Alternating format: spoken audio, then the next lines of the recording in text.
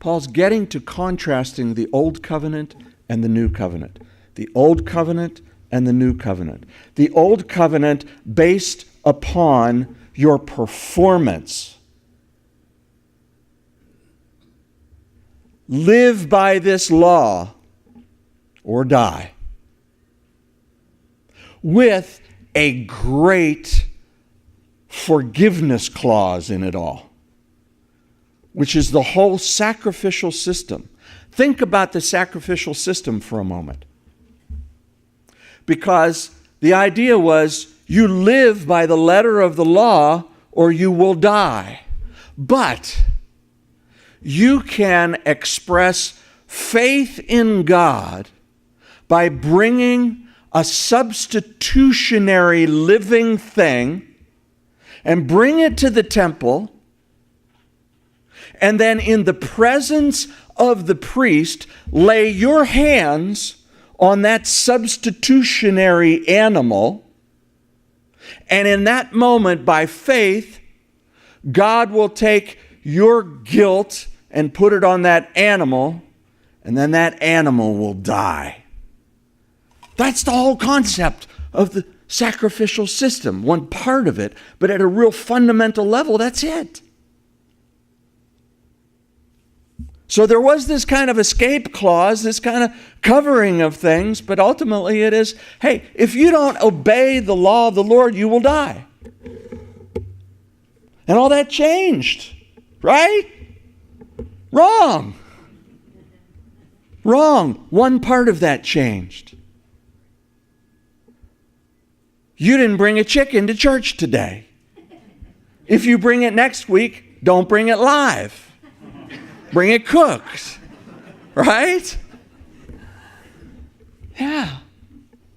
The difference is that we no longer offer sacrifices. That was part of what Paul dealt with in the book of Hebrews, or whoever the writer was, if it was Paul. Is that no, in Christ, one sacrifice for all, so that it was done. If those old sacrifices could have taken away sin, we wouldn't have had to do them over and over and over and over again. That's what the writer says. But now, in Christ, one sacrifice for all takes away the sin of the world, so we don't have to keep doing all this sacrificial stuff. He's talking about the concept, that whole concept of living kosher, and I got to take care of this, and I got to take care of this, and I got to look out for this. I got to ask the rabbi about this because I'm not sure which part of this is good and bad, and everything is living by that letter of the law. That kills, because sooner or later you're going to cross it, and it kills. It's identified what you are guilty of so that you can be executed, unless you take the substitutionary approach.